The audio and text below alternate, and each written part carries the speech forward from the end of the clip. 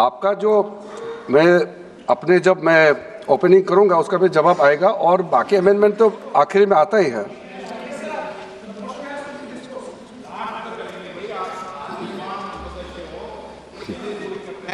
चलिए माननीय मंत्री जी।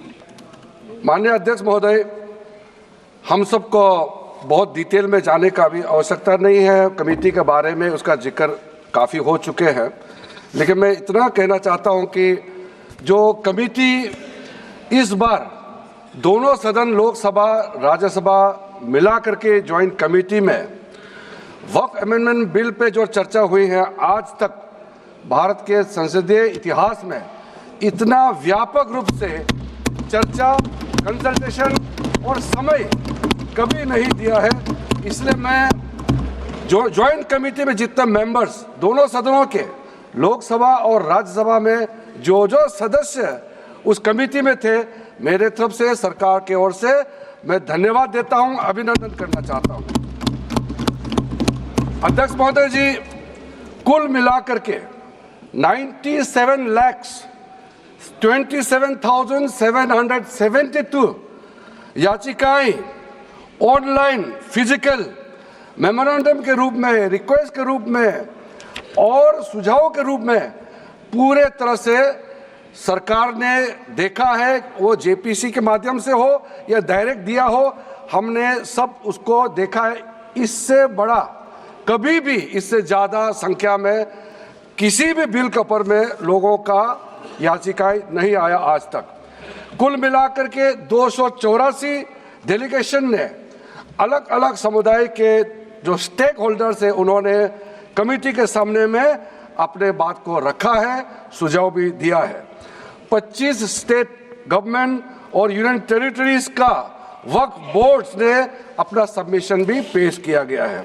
इसके अतिरिक्त कई लीगल लुमिनरीज, विद्वान लोग हैं हमारे समाज में, कम्युनिटी लीडर्स हैं, अलग अलग धार्मिक संस्थाओं का प्रतिनिधि, charitable organisation, civil society, academicians, researchers, policy makers, सब ने इस कमेटी के सामने में पेशकश किया है।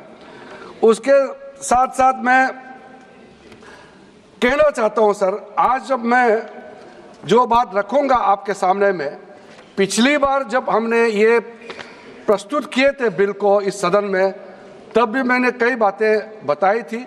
आज मैं उसको नहीं दोहराते हुए कुछ बातें मैं जोड़ूंगा और मुझे अपना बात रखने के बाद सिर्फ उम्मीद ही नहीं, पूरा यकीन है कि जो लोग इस बिल को विरोध कर रहे थे, वो हृदय में भी बदलाव होगा। पॉजिटिव सोच के साथ इस बिल में सब समर्थन करेंगे, ये मैं विश्वास के साथ आप आगे अपना बात रखना चाहता हूं। क्योंकि मैं पॉजिटिव नोट से बात रखना चाहता हूं, तो इसलिए एक मेरे जो मन की बात है मैं कहना चाहता हूं, तो इससे अच्छा संदेश जाए। किसी के बात कोई, अध्यक्ष महोदय, किसी की बात कोई बदगुमान ना समझे, इस जमीन का दर्द कभी आसमान ना समझेगा। ये मैं दिल से कह रहा हूं, क्योंकि अच्छा सोच के साथ, बड़ा दिल के साथ, खुले मन से मैं ये प्रस्ताव आपके सामने में पेश कर रहा हूं। सर, कई लोगों ने अपने अपने तरीके से बातें रखी हैं। किसी ने कहा ये प्रावधान अनकॉन्स्टिट्यूशनल है, गैर संवैधानिक है। किसी ने कहा ये इलीगल है, अनलॉफुल है।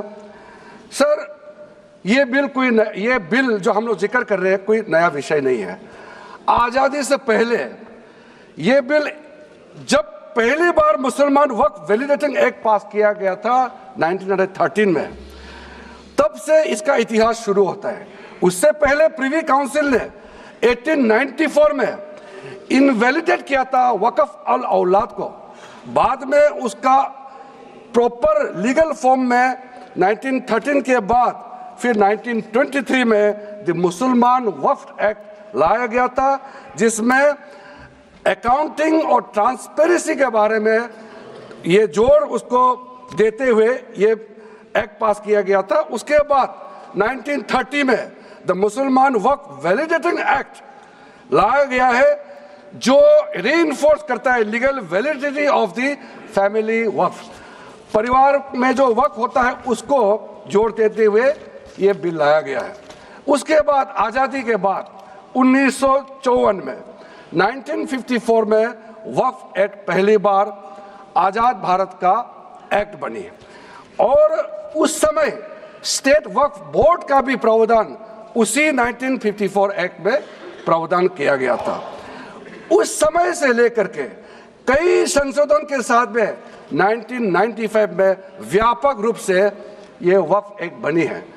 तो उस समय किसी ने नहीं कहा कि ये एक्ट अनकॉन्स्टिट्यूशनल है, किसी ने नहीं कहा उस समय ये अनलॉफुल है। आज जब हम उसी बिल को सुधार के ला रहे हैं तब आपको ये अनकॉन्स्टिट्यूशनल अनलॉफुल का ये शब्द इस्तेमाल करने का आपको ये नौबत कैसे आया, ये सोच क्यों आया? अगर आप सच्चे दिल से सोचते और मन साफ होते तो आप तर्क पे जाते। इस संशोधन बिल में जो जो तर्क है आप उसमें बात कीजिए, आप उसको छोड़ के जो कोई लेना देना नहीं है बिल में उसका बात आप लेकर के लोगों को गुमराह करने का बरगलाने का काम जो किया है उसको मैं शुरू में साफ करना चाहता हूं। अध्यक्ष महोदय जी, 1995 में ट्राइब्यूनल का पहला व्यवस्था किया गया है ताकि वक्फ बोर्ड का कोई भी निर्णय किसी को अगर पसंद नहीं है या उसको चैलेंज करना चाहता है तो वक्फ ट्राइब्यूनल वहां आप जा सकते हैं। उसका प्रावधान पहले बार हुए हैं और उस समय यह भी फैसला हुआ कि 5 लाख से ज्यादा आमदनी किसी वक्फ प्रॉपर्टी में है उसके लिए सरकार एग्जीक्यूटिव ऑफिसर्स अपॉइंट किया जाएगा, ये भी 1995 में शुरुआत की है। अध्यक्ष महोदय जी, ये आज एक ट्रिगर पॉइंट क्यों हुआ है? ये अमेंडमेंट बिल लाने का आवश्यकता सबसे ज्यादा शुरुआत कहां से हुई? मैं संक्षेप में बताना चाहता हूं। 2013 में 2014 में हम सब चुनाव में गए और चुनाव में जाने से पहले 2013 में कुछ कदम ऐसे उठाए गए हैं जो आप सुन करके आप सदस्य के रूप में भी और इस देश का नागरिक होने के कारण आपके दिमाग में यह बात जरूर सवाल उठेगा कि ऐसा कदम क्यों उठाया गया है। सर, 2013 में पहला यह बदलाव हुआ कि इस देश में कोई भी आदमी, कोई भी इंसान, चाहे वो हिंदू हो, मुसलमान हो, सिख हो, ईसाई हो, पारसी हो, बौद्ध हो, जैन हो, वक्फ क्रिएट कर सकता है। सबको मालूम है वक्फ एक मुसलमान का अल्लाह के प्रति अपना एक उसका एक पायस चैरिटेबल रिलीजियस पर्पस के लिए वक्फ क्रिएट किया जाता है, लेकिन उसमें डाइल्यूशन करके 2013 में कोई भी वक्फ क्रिएट कर सकता है। ये प्रावधान सबसे पहले उस समय की यूपीए सरकार ने किया है। दूसरा, आपने सारा वक्फ को स्पेसिफिक कर दिया कि शिया बोर्ड में शिया ही रहेंगे, सुन्नी बोर्ड में सिर्फ सुन्नी ही रहेंगे और कोई भी बोर्ड हो सिर्फ उनके लोग ही रहेंगे, बाकी कोई उसमें आ नहीं सकता है। ऐसा आपने प्रावधान किया। तीसरा, 2008, सर आप शांति से सुनने के बाद आप जो भी पूछेंगे हमारा रिप्लाई तो आएंगे ही। सर, डिबेट का आखिरी में है, मेरा फिर से रिप्लाई होगा। तो अभी मैं जब शुरुआत में कुछ दृष्टिकोण रख रहा हूं, इसमें कोई हस्तक्षेप ना करे, ध्यान से सुनिए ताकि हमारा डिबेट का स्तर भी ऊंचा रहे और तर्क भी सामने में आ जाए। सर, एक प्रावधान आया सेक्शन 108। उस सेक्शन 108 में ये लिखा गया है कि वक्फ बोर्ड का जो प्रावधान है इस देश में कोई भी मौजूदा कानून के ऊपर में रहेगा, ओवरराइडिंग इफेक्ट रहेगा। ऐसा आपने कानून बनाया है। इस देश में ऐसा कानून कैसे मंजूर कर सकते हैं अध्यक्ष महोदय जी? हर कानून अपना अपना हिसाब से चलता है, लेकिन एक कानून दूसरे कानून के ऊपर में ओवरराइडिंग इफेक्ट होगा, ये कोई भी मान्यता नहीं दे सकता है। उसके बाद सर, मैं कुछ प्रोपेगेंडा साथ में जुड़े हुए हैं उससे पहले जो 2013 में मुझे भी बहुत ताज्जुब हुआ कि ये पास कैसे जबरदस्ती करवाया है। 2013 में वक्फ पे यूजर जो आपने प्रावधान डाला, उसके बाद 1970 से एक केस चल रहा था दिल्ली के अंदर में। दिल्ली के अंदर में हमारा सीजीओ कॉम्प्लेक्स है, पार्लियामेंट बिल्डिंग है, कई प्रॉपर्टीज है। और इसको वक्फ बोर्ड, दिल्ली वक्फ बोर्ड ने क्लेम किया कि ये वक्फ प्रॉपर्टीज है। उसके बाद ये केस चल रहा था अदालत में। उस समय यूपीए सरकार ने पूरा सारा जमीन को डी नोटिफाई करके वक्फ बोर्ड को दे दिया। 123 प्रॉपर्टी। अगर आज हम ये संशोधन लेके नहीं आते तो जिस सदन में हम बैठे हैं, ये पार्लियामेंट बिल्डिंग, इसको भी क्लेम किया जा रहा था। एयरपोर्ट, बसंत विहार। और अगर नरेंद्र मोदी जी का सरकार नहीं आते, अगर यूपीए का सरकार कंटिन्यू रहता, तो क्या क्या बिल्डिंग को डी नोटिफाई किया जाना था। 123 प्रॉपर्टी को तो डी नोटिफाई किया। मैं रिकॉर्ड में कह रहा हूं, अपने मन से कुछ नहीं कह रहा हूं, मैं ऑफिशियल रिकॉर्ड का बात बता रहा हूं। अध्यक्ष महोदय, आप काहे को उछल रहे हो? मैं अपने से थोड़ी बोल रहा हूं, जो हकीकत बात को बता रहा हूं। आप आराम से बैठ के सुनिए। आपके दल को और आपको सबको बोलने का मौका मिलेगा। माननीय मंत्री जी,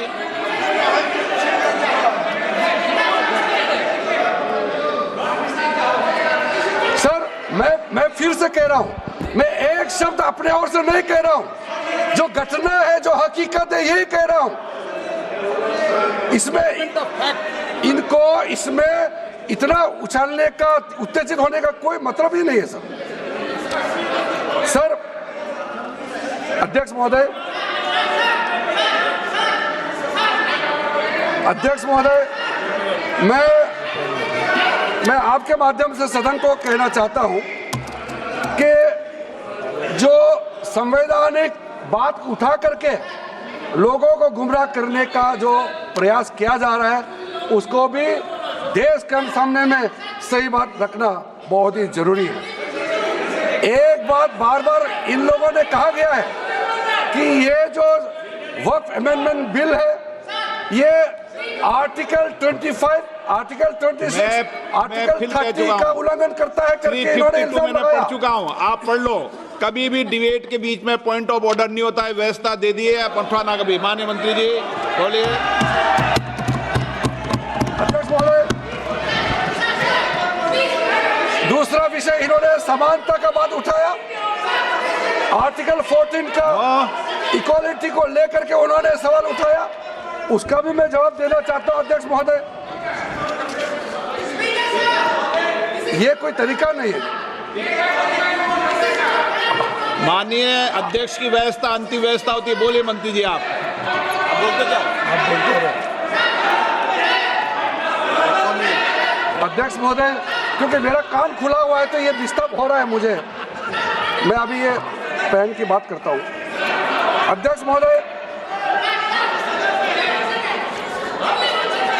महोदय, ये वक्फ बोर्ड का जो काम है, ये बेसिकली वक्फ प्रॉपर्टी को जो संभालने वाले मुतावली और जो वक्फ प्रॉपर्टी को व्यवस्था करते हैं, उसको संचालित करने के लिए ये गवर्नेंस का, सुपरविजन का एक प्रावधान है।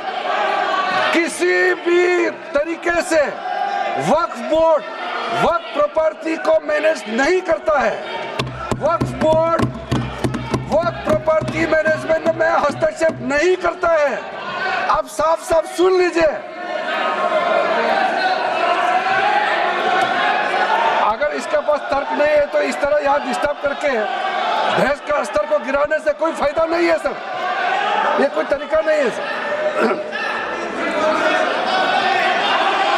बोलते जाओ सर। वक्फ बोर्ड का क्रिएट करना, एक जो वाकिफ होता है, जो अपना विलिंगली वक्फ क्रिएट करता मैंने है। व्यवस्था दे दी है। आप जब समय हो तो बोले नो, प्लीज बैठिए। ये तरीका ठीक नहीं है आपका। बैठिए आप। नो, बैठिए। माननीय मंत्री जी, सूची है 2013 की प्रॉपर्टी। हाँ है, मैं लाता निकाल बताना सूची मंगा के देते। कहते भी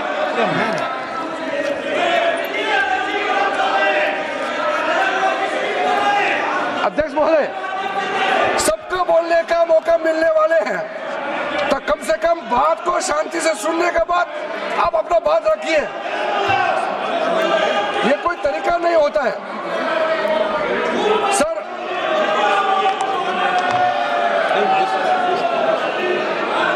अध्यक्ष महोदय, ये जो उन्होंने गुमराह करने का कोशिश किया गया है, ये मैं कुछ केसेस आपको बताना चाहता हूं सर। आप देखिए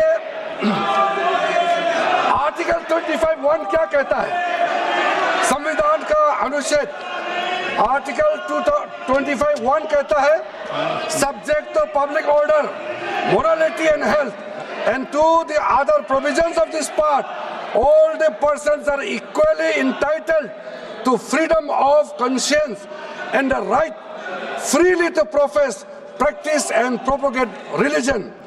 सर, गवर्नमेंट किसी भी धार्मिक व्यवस्था को, किसी भी रिलीजियस इंस्टीट्यूशन, कोई धार्मिक काम में हस्तक्षेप करने नहीं जा रहा है, ना ही वक्फ बोर्ड किसी धार्मिक स्थल की व्यवस्था में कोई भी तरीके से हाथ डालने का प्रावधान है, बिल्कुल नहीं है सर। आप अगर हम कोई नमाज, सर ये क्या झूठ बोल रहे हैं, ये कॉन्स्टिट्यूशन, हम कॉन्स्टिट्यूशन का प्रावधान पढ़ रहे हैं फिर भी झूठ बोल रहे हैं, ये कॉन्स्टिट्यूशन को नहीं मानते हैं सर। किसी मस्जिद का मैनेजमेंट को हम हस्तक्षेप करने का कोई इसमें प्रावधान नहीं लिया जा रहा है। एक मिनट माननीय सदस्य, आप भारत की संसद में बैठे हो, गरिमा मर्यादा बनाए रखो, बैठे बैठे टिप्पणी मत करो। हाँ, आपको जब मौका मिलेगा आप अपनी बात कहना, बैठे बैठे टिप्पणी नहीं कर सकते, ये संसद की मर्यादा नहीं है, ऐसे नहीं चलेगा सदन। सदन व्यवस्था नियम से चलेगा। किसी भी व्यक्ति को बैठे बैठे कोई भी सदस्य जो बोल रहा हो उसके बीच में टिप्पणी करने का अधिकार नहीं है। माननीय मंत्री जी। अध्यक्ष महोदय जी,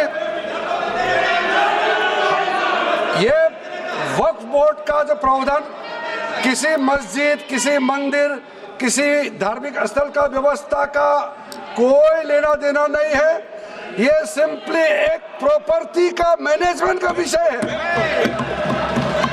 ये कोई मुसलमान अपना ज़कात देता है, फितरा देता है, उसको हम पूछने वाला कौन होते हैं? ये आपका धार्मिक भावना से जुड़े हुए चीज है, उसमें सरकार का कोई लेना देना नहीं है। लेकिन ये वक्फ प्रॉपर्टी का मामला है, लेकिन वक्फ प्रॉपर्टी का मैनेजमेंट करता है, मुतवालिज करता है।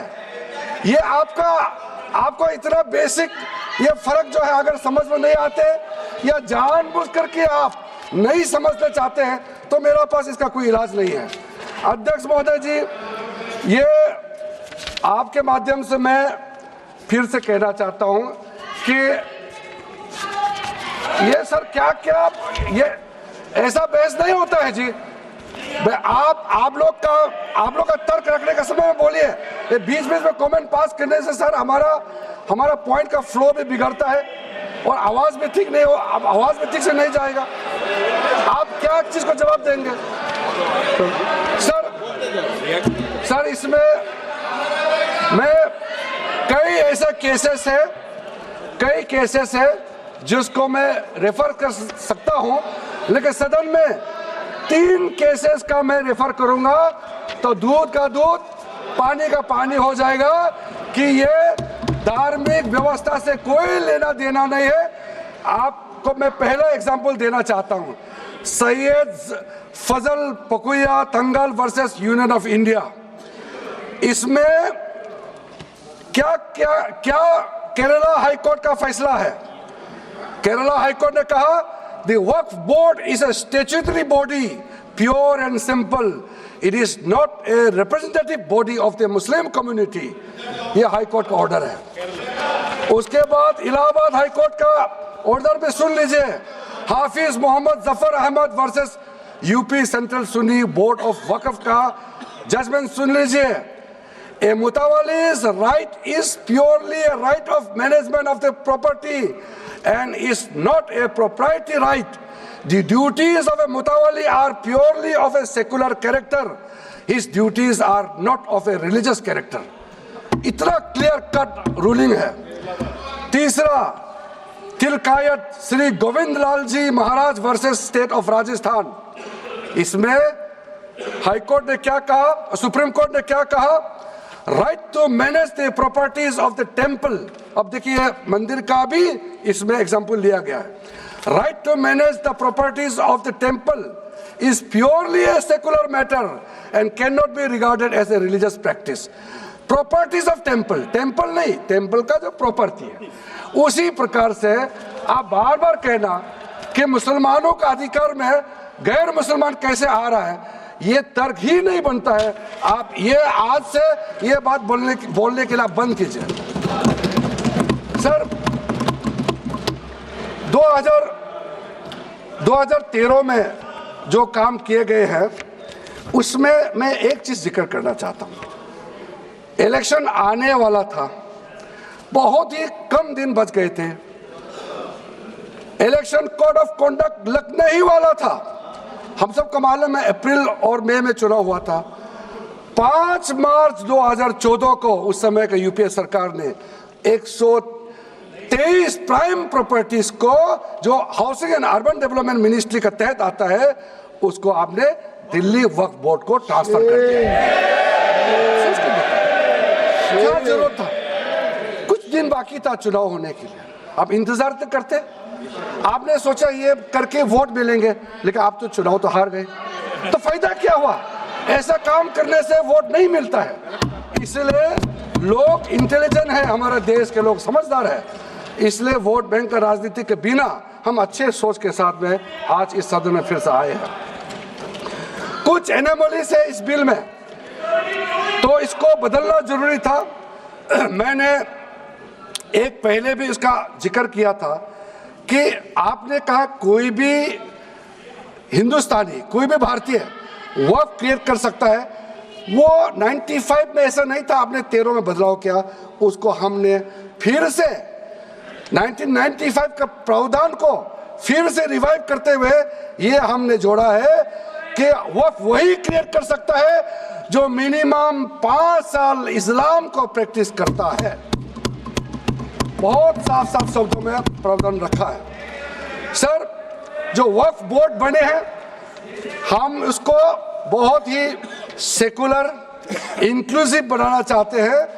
आपका पुराना प्रावधान को हटा करके अब हमने कहा है कि वक्फ बोर्ड में शिया भी रहेंगे, सुन्नी भी रहेंगे, बोहरास भी रहेंगे, आगा खानिस भी रहेंगे, मुसलमानों में जो बैकवर्ड है, पिछड़े लोग हैं वो भी रहेंगे, और साथ साथ में महिला भी रहेंगे और एक्सपर्ट नॉन मुस्लिम भी रहने का प्रावधान रखा गया है। सब स्वागत करना चाहिए, इसको किसी को आपत्ति होने का कोई जरूरत नहीं है। उसके बाद सर मैं थोड़ा सा इसको विस्तार करके बताना चाहता हूं। मेरा ही खुद का एग्जांपल मैं देता हूं। मान लो मैं मुस्लिम नहीं हूं, लेकिन मैं माइनॉरिटी अफेयर्स मिनिस्टर हूं, तो मैं सेंट्रल वक्फ काउंसिल का चेयरमैन होता है। तो मेरे होने के बावजूद उसके बाद टोटल 4 नॉन मुस्लिम हो सकता है वक्फ काउंसिल में मेंबर, और उसमें मैक्सिमम 4 नॉन मुस्लिम के साथ साथ में 2 महिला कंपल्सरी है। 2 महिला होना ही चाहिए सर। उसके बाद सर स्टेट अभी आप पूरा वक्फ बोर्ड देख लीजिए, महिला कहाँ है? महिला को दिन रखा ही नहीं है, वो सिर्फ बातें करते हैं। सर 22 सर मैं स्पेसिफिक बताना चाहता हूं। सेंट्रल वक्फ काउंसिल में टोटल 22 मेंबर्स में 4 नॉन मुस्लिम से ज्यादा मेंबर नहीं हो सकते हैं। एक्स ऑफिशियो के पद को मिला करके 3 मेंबर ऑफ पार्लियामेंट होगा, मेंबर ऑफ पार्लियामेंट तो किसी धर्म का हो सकता है। जब इलेक्शन करते हैं तो कोई भी धर्म का मेंबर ऑफ पार्लियामेंट या एमएलए बन सकते हैं। सर 10 मेंबर मुस्लिम कम्युनिटी से होगा, 2 फॉर्मर जजेस होंगे सुप्रीम कोर्ट और हाई कोर्ट के, एक advocate of national eminence member रहेंगे, 4 persons of national eminence from various field. ये तो कई कमिटियों ने इसको सिफारिश किया है। और एडिशनल सेक्रेटरी या joint secretary to the government of India उसमें रहेंगे। आउट ऑफ 10 मुस्लिम मेंबर्स 2 महिला अनिवार्य है, ये हमने प्रावधान रखा है। और स्टेट बोर्ड में आउट ऑफ 11 मेंबर्स 3 से ज्यादा नॉन मुस्लिम नहीं हो सकता है। एक ऑफिसर को मिलाकर के 1 chairperson, 1 MP, 1 MLA, 4 members from Muslim community, 2 members with professional experience, 1 member of Bar Council and Joint Secretary to the state government dealing with work matters. Out of 4 Muslim members, 2 shall be women. ये हमने रखा है ताकि हमारे बहनों को किसी तरीके से दरकिनार नहीं कर सके। वक्त एक सर हमने जो नया प्रावधान रखा है उसमें जितना भी जो आर्बिट्रेरी प्रोविजन जो जरूरी नहीं था उसको हमने सामान्य रूप से देश में और जितना कानून है उसको मिलाते हुए मुख्य रूप से ट्रांसपेरेंसी इन वर्क मैनेजमेंट, सर्वे को अपडेट करने के लिए जो पहले इनसफिशिएंट प्रोविजन था इसमें वर्क लैंड रिकॉर्ड्स वगैरह में महिलाओं का इनहेरिटेंस राइट्स, बच्चों का राइट और साथ साथ में कई हजारों केसेस पेंडिंग है ट्राइब्यूनल और कोर्ट्स में, उसको सेटल करने के लिए जो आज लगभग 10,000 से भी ज्यादा केसेस जो पेंडिंग था और कुछ सालों के अंदर में 13 से 30,000 केसेस पेंडिंग हो चुके हैं, उसको सरलता से सुलह करने के लिए हमने रास्ता खोजा है। एक चीज बार बार आप लोग कहते हैं, हमारे पक्ष के लोग हो या उस साइड के पक्ष के लोग हो या जो सदन से बाहर है, वो एक वक्तव्य देते रहते हैं, मैं उसको सुधारना चाहता हूँ। ये कहते हैं कि हमारा देश में लैंड बैंक जो है वक्फ बोर्ड के पास 3rd लार्जेस्ट है। पहला रेलवे, इंडियन रेलवे, फिर इंडियन आर्मी मतलब इंडियन डिफेंस का, और फिर कहता है वक्फ बोर्ड के पास जमीन है। मैं उसको सुधारना चाहता हूँ। सर आप भी तो ट्रेन में चलते हैं, हम लोग भी ट्रेन में चलते हैं, हजारों किलोमीटर ट्रेन का पटरी लगा हुआ है, स्टेशन बना हुआ है। वो ट्रेन का पटरी लगा हुआ है, वो रेलवे का प्रॉपर्टी थोड़ी है, ये तो देश का प्रॉपर्टी है, हम लोग सब चलते हैं उसमें। इसको आप कैसे लगा सकते हैं कि रेलवे के पास इतना है, वक्फ बोर्ड के पास इतना है? वो देश का प्रॉपर्टी है। हमारा डिफेंस के पास कहता है कि 2nd लार्जेस्ट है।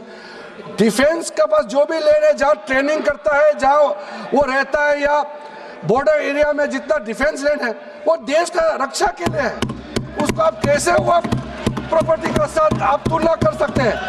वक्फ प्रॉपर्टी प्राइवेट प्रॉपर्टी होता है सर। तो इसलिए दुनिया में सबसे ज्यादा वक्फ प्रॉपर्टी हिंदुस्तान में है। सिर्फ हमारा देश में ही नहीं, दुनिया का सबसे बड़ा और सबसे ज्यादा वक्फ प्रॉपर्टी हिंदुस्तान में है।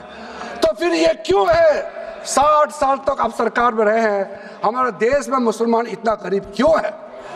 जब दुनिया का सबसे ज्यादा वक्फ प्रॉपर्टी हमारा देश में है, तो हमारा गरीब मुसलमानों का पढ़ाई के लिए, मेडिकल ट्रीटमेंट के लिए, स्किलिंग के लिए, इनकम जनरेशन के लिए क्यों काम नहीं हुआ आज तक? बताइए। ये दुनिया का सबसे बड़ा वक्फ प्रॉपर्टी अगर हिंदुस्तान में है, तो उस प्रॉपर्टी से गरीबों का उत्थान के लिए, लोगों का भला के लिए अगर ये सरकार नरेंद्र मोदी जी के नेतृत्व में गरीब मुसलमानों के लिए काम कर रहा है, तो इसमें आपत्ति क्यों होना चाहिए? आप लोग बताइए।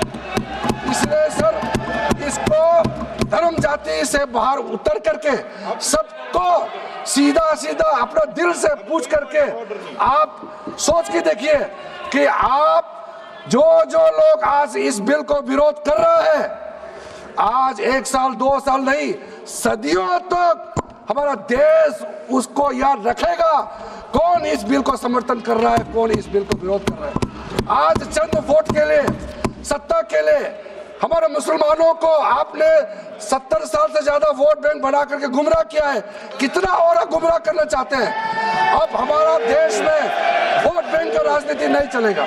इसलिए मैं कहना चाहता हूं, जब हमारा देश में इतना वक्त प्रॉपर्टी है तो इसको हम बेकार में पड़ा रहने नहीं दिया जा सकता है। गरीब मुसलमानों के लिए, आम मुसलमानों के लिए इस्तेमाल करना ही पड़ेगा। उसके लिए आज का ये वक्त संशोधन बिल जरूरत है। अध्यक्ष महोदय जी, हमारे अपने वामसी पोर्टल में, हमारे मंत्रालय के वामसी पोर्टल में हमने रिकॉर्ड देखा है। सचर कमेटी जो आपने बनाया है 2006 में, उन्होंने भी ये बारे में काफी डिटेल में जिक्र किया हुआ है। सर 2006 में 4.9 लाख वर्क प्रॉपर्टी था और उसका इनकम कितना था मैं बता दूं आंकड़ा सर, आप कहेंगे 4.9 लाख वर्क प्रॉपर्टी में टोटल इनकम था 163 करोड़। कौन खाते थे? 163 करोड़। और आपने 2013 में बदलाव करने के बाद आज इनकम कितना बढ़ा है वो भी मैं बता देता हूं। जरूर। हो गया 166 करोड़। 3 करोड़ बढ़ा है। कैसे मंजूर कर सकता है हम लोग इस महान सदन में बैठ करके?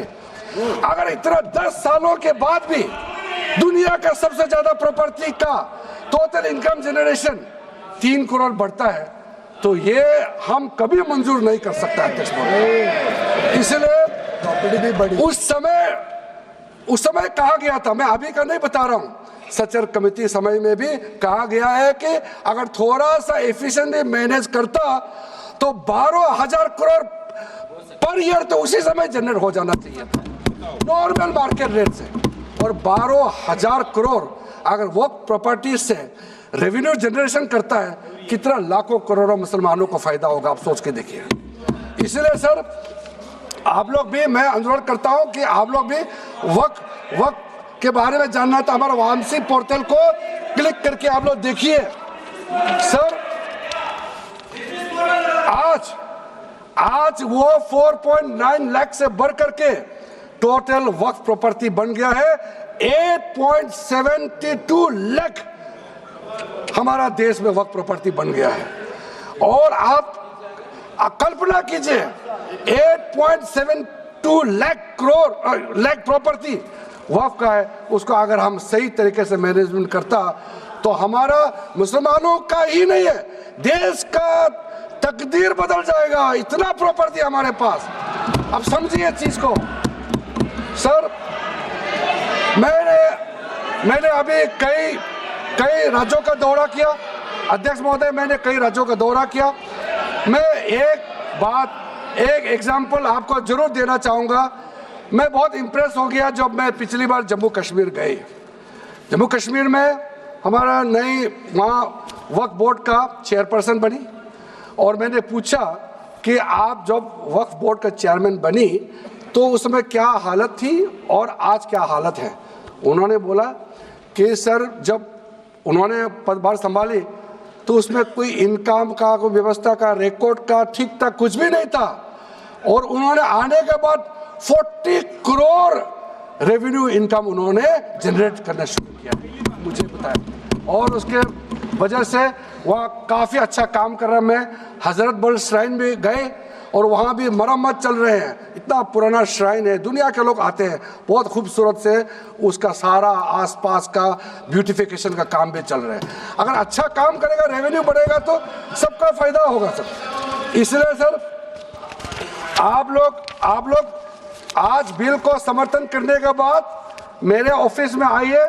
1 साल के अंदर में इसका ट्रांसफॉर्मेशनल इम्पैक्ट क्या होता है मैं ही आप लोगों को बता दूंगा। सर वर्क अमेंडमेंट जो बिल लाए हैं उसमें जेपीसी का कई रिकमेंडेशंस है जिसको हमने समर्थन किया है और एक्सेप्ट किया हमने यहाँ इस बिल में लाया है। इसलिए बोलना कि जेपीसी का आपका कमेटी के बात को माना ही नहीं है, आपका कमेटी के बात नहीं सुना गया है, वो गलत बात है सर। अध्यक्ष महोदय जी पार्लियामेंट्री कमेटी जब बनता है तो उसका एक अपना सैंक्टिटी होता है और उस कमेटी में खुले बहस हुए हैं। उसमें मैं अंदर जाना नहीं चाहता हूं क्या हुआ है, लेकिन उनके बीच में कई ऐसे मुद्दे हैं जो हम लोग सरकार समझते हैं कि बहुत अच्छा सुझाव आया है, हमने उसको माना है। और कुछ छोटा अमेंडमेंट है जो बहुत ज़रूरी चीज़ है, वो अमेंडमेंट भी हम लेकर के आए हैं। इसके बाद जो पूरा ये सारा व्यवस्था देखने के बाद सबके मन में उम्मीद जागेगा। उम्मीद इसलिए जागेगा कि एक नए सवेरा आने वाला है, इसलिए नए एक्ट का नाम भी उम्मीद हो गया है। तो उम्मीद क्यों हुआ है सर, मैं आपको बताना चाहता हूँ। ये जो unified Waqf management, empowerment, efficiency and development, full form उम्मीद है, इसका रखने का पीछे कारण है सर। ये उम्मीद क्यों है? अब ये यूनिफाइड वक्फ मैनेजमेंट पूरा रजिस्ट्रेशन से लेकर के म्यूटेशन, इंक्रोचमेंट का विषय, सर्वे, कलेक्टर का रोल, सारा विषय को मिला करके मैनेजमेंट का पूरा सिस्टम को ही बदलने के लिए हमने काम शुरू किया है। उसके बाद एम्पावरमेंट, कैसा एम्पावरमेंट होने वाला है?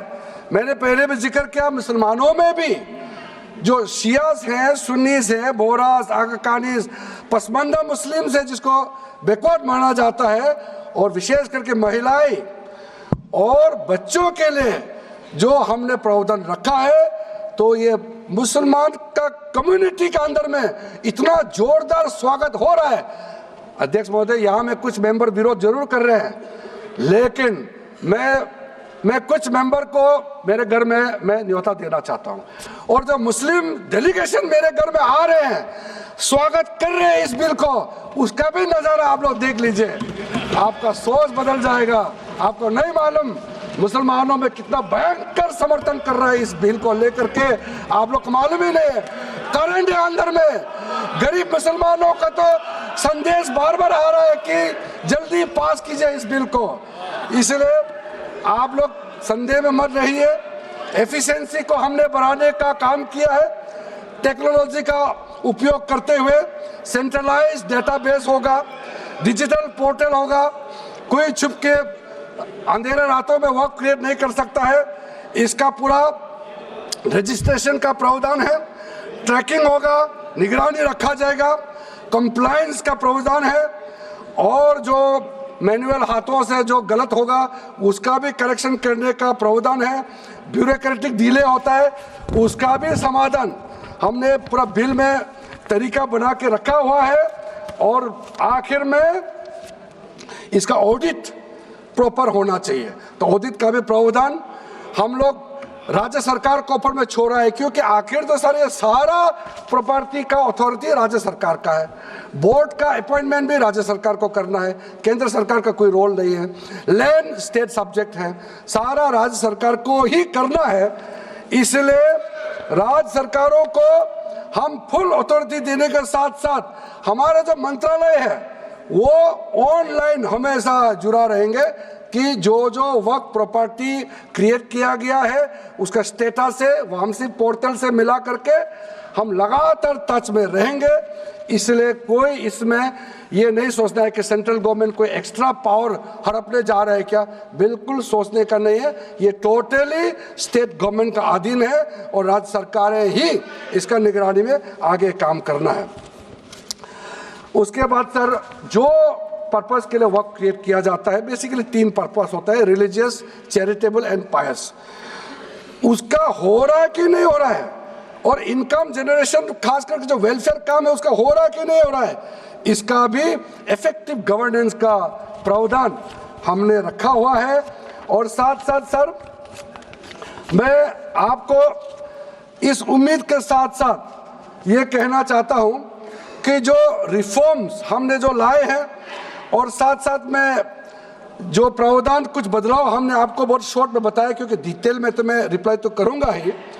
इसमें अगर आपको लगता है कि हमको अगर इनकम जनरेशन करने के लिए वर्क प्रॉपर्टी को बेहतर इस्तेमाल करने के लिए क्या करना चाहिए, जब हम इसका सबऑर्डिनेट लेजिस्लेशन के माध्यम से रूल्स बनाएंगे, आपका सुझाव हम खुले दिल से स्वागत करेंगे, क्योंकि आखिर तो प्रॉपर्टी देश का है, किसी का भी हो, उसको अगर अच्छा से चलाना है तो आप सुझाव देंगे तो हम तो पूरा वेलकम करेंगे उसमें।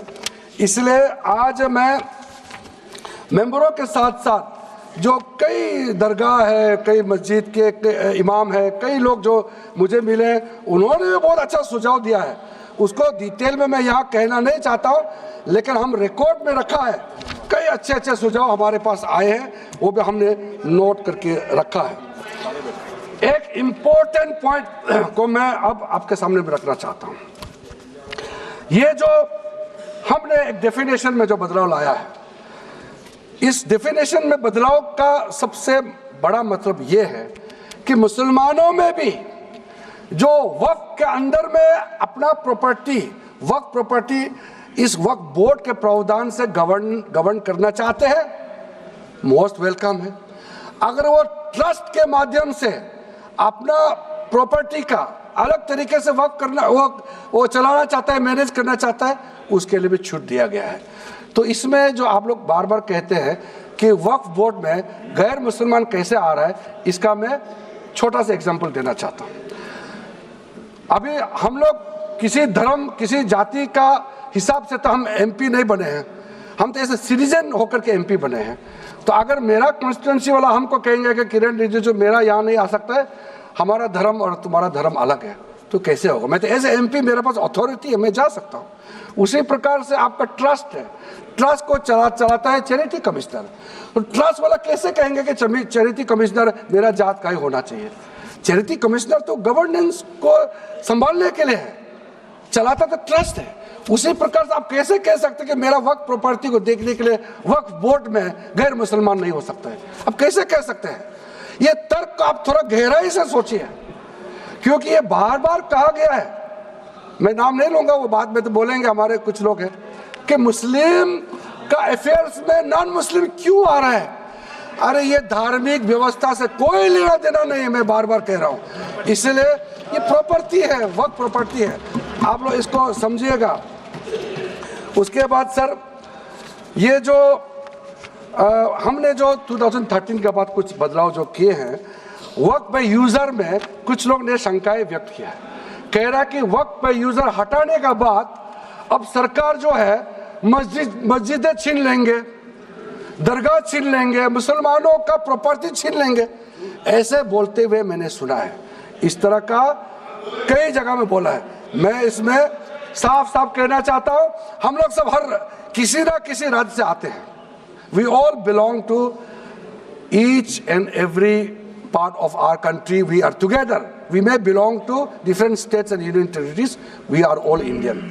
ये अथॉरिटी राज्य सरकार को हमने कैसे दिया?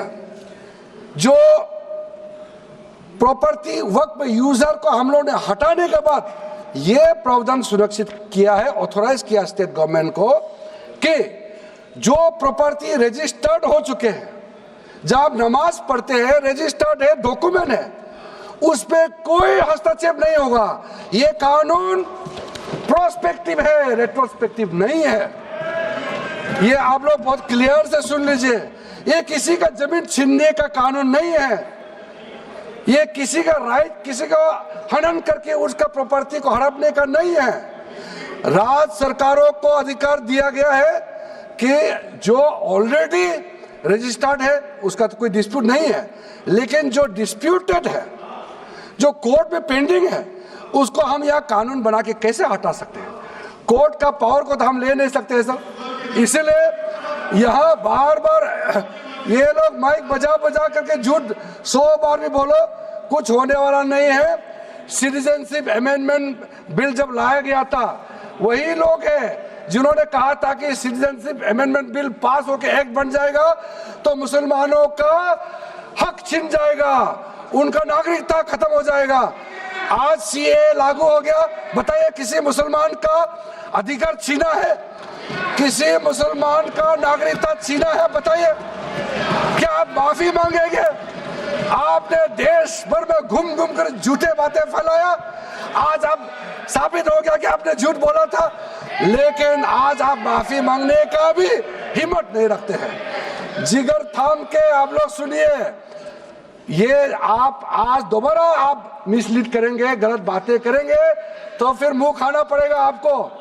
फिर कोई और बिल लेके आएंगे, फिर मैं आपका पर्दाफाश करेंगे फिर से। इसीलिए सर हम लोग तर्क पे जाइए, पॉइंट पे जाइए।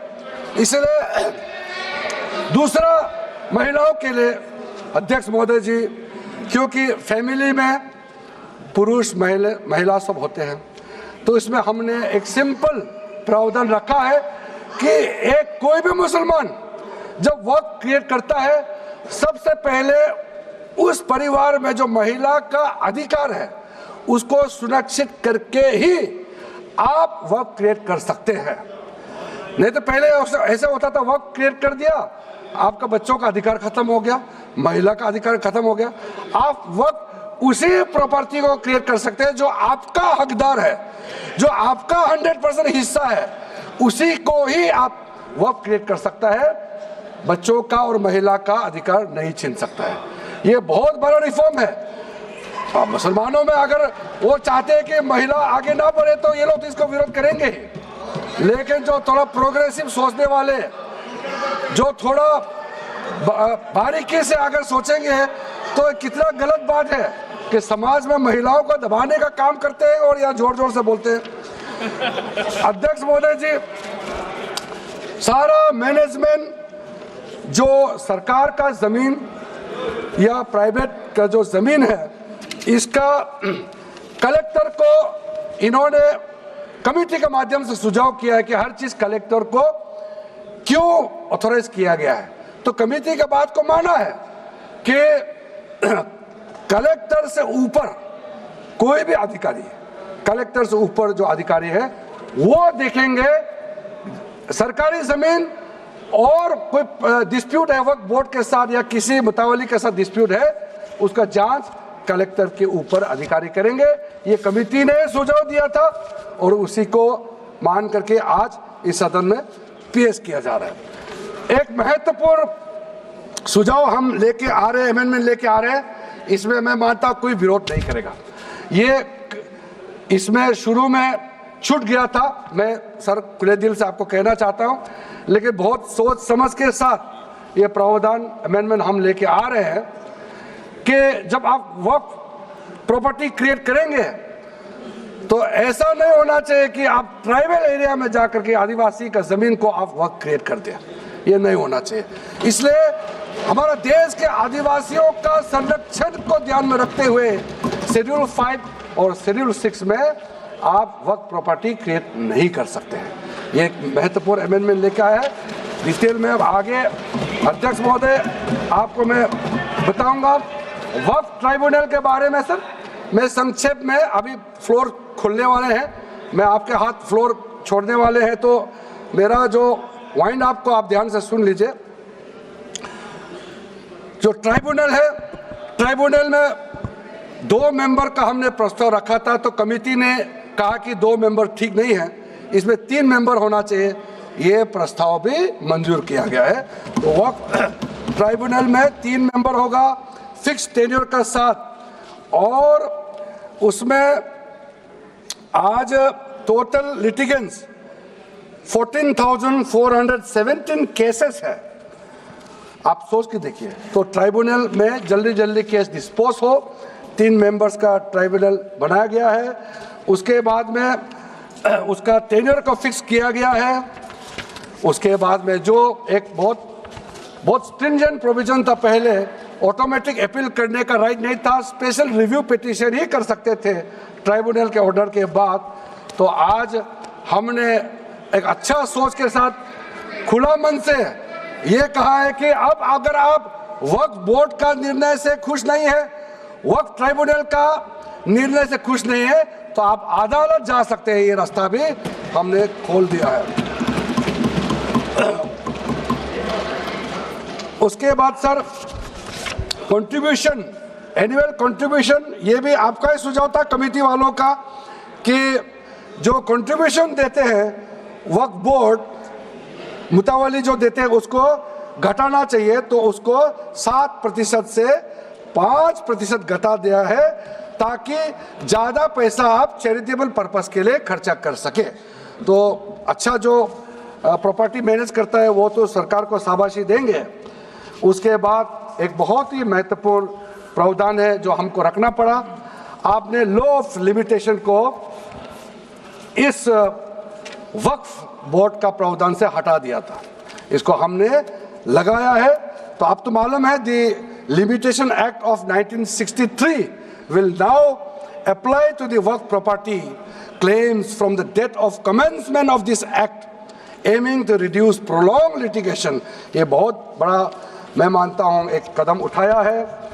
और जो सेक्शन 40 सबसे ड्रैकोनियन प्रोविजन इस एक्ट में था तो सेक्शन 40 था। सेक्शन 40 के तहत वक्फ बोर्ड, आप लोग बार बार कहते हैं ना ये ऐसा नहीं है, ऐसा ही है। सेक्शन 40 में किसी भी जमीन को आप वक्फ प्रॉपर्टी डिक्लेयर कर देता था, वो प्रॉपर्टी को हमने हटा दिया है। वो कोई भी जमीन को वक्फ प्रॉपर्टी डिक्लेयर करके फिर किसी गरीब के लिए नहीं करना है। वो लोग कुछ लोग चंद लोग अपने के लिए अपने फायदा के लिए इस्तेमाल करते हैं। ओवैसी मैं तो नाम नहीं लूंगा, लेकिन सर ये प्रावधान को इतना मिसयूज हुआ, इसलिए तो इतना लाखों प्रॉपर्टी की संख्या बढ़ गई। अब किसी प्रॉपर्टी को कैसे आप क्लेम कर सकते हैं? इसलिए इस सेक्शन 40 की वजह से अध्यक्ष महोदय जी, इस सेक्शन 40 की वजह से कई मुद्दे इस देश में आया है। आज पूरा हमारा देश का क्रिश्चियन कम्युनिटी, जो कैथोलिक चर्च काउंसिल के लोग, भारत चर्च ग्रुप के लोग, केरला में हो, देश भर में आज पुकार के क्यों कह रहा है कि वक्त संशोधन बिल जल्दी पारित होना चाहिए। वो इसीलिए कि सेक्शन 40 का मिसयूज होता था। सर आप सोचिए, केरला का एमपी, तमिलनाडु का एमपी लोग तो सोचिए, अगर आपने गलती से इस बिल का विरोध कर दिया तो आप क्या विरोध झेलना पड़ेगा बाहर में, आप कल्पना कीजिएगा। अभी से आप सोचिए, मैंने पिछली बार भी बताया सुरेंद्रेश्वर टेम्पल के बारे में, तो आपको बताया जब बाकी कोई धर्म ही नहीं था तब ये सुरेंद्रेश्वर टेम्पल था। तिरुचेंदुराई विलेज तमिलनाडु में, उसको वक्त डिक्लेयर करने के बाद कर्नाटका में तो हजारों एकड़ का इशू है। फिर सर हरियाणा में जतलाना विलेज यमुनानगर में सिख गुरुद्वारा का जो जमीन है, कभी वहाँ मस्जिद भी नहीं था, कभी वहाँ मुस्लिम का सेटलमेंट का भी रिकॉर्ड नहीं था, उसको भी वक्फ डिक्लेयर कर दिया था।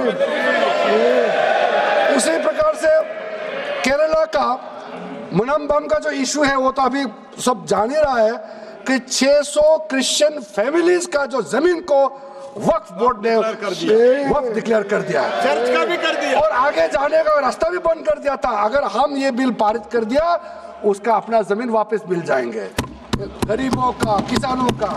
ऐसे चीजों में आप लोग भी समर्थन करना चाहिए। मैं तो मानता हूं कि अभी भी देर नहीं हुआ, अभी भी आप जिद पे राजनीतिकरण करके आप अड़े रहे, आप मुश्किल में फंसने वाले हैं। विशेष करके हमारे कांग्रेस वालों को मैं कहना चाहता हूं, और बाकी हमारे साथी दल है, कांग्रेस के झांसे में ना आए, आपको भी डुबा देंगे ये लोग। इस बिल को विरोध करके बहुत बड़ा नुकसान होने वाला है। आप ध्यान से सुनिए अध्यक्ष महोदय। इसलिए अंत में सर, क्योंकि मैंने कहा है कि मैं आखिर में जवाब दूंगा, तो हम लोग आगे भी इस पार्लियामेंट को भी वक्त डिक्लेयर ना कर दे, हम लोग आराम से भविष्य के लिए और अच्छा काम करें। मैंने पॉजिटिव बात में अपना बात को रखा है। अंत में मैं अपील करके अपना बात को समाप्त करना चाहता हूं इसी लाइन के साथ। मेरी हिम्मत को तो सराहो। देखिए मैं कितना हिम्मत के साथ बोल रहा हूं। मेरे हिम्मत को तो सराहो, मेरे हमराही बनो, मैंने एक शम्मा जलाई है हवाओं के खिलाफ। आप लोग जब इस बिल को समर्थन करेंगे, मैं हमारे वरिष्ठ नेता सब सदन में बैठे हम लोग सुन रहे हैं, मैं अपने आप को बहुत भाग्यवान मानता हूं, मैं भाग्यशाली हूं। प्रधानमंत्री नरेंद्र मोदी जी ने मेरे जैसे एक साधारण सदस्य को इतना पुण्य काम करने का मौका दिया है, इस बिल को यहाँ रखने का मौका दिया है। करोड़ों करोड़ों गरीब मुसलमान बहने दुआ देने वाला है। दुआ में अकेला क्यों लूं, ये दुआ आप भी लेना चाहिए। इस बिल को समर्थन कीजिए, ये मेरा अनुरोध है अध्यक्ष महोदय।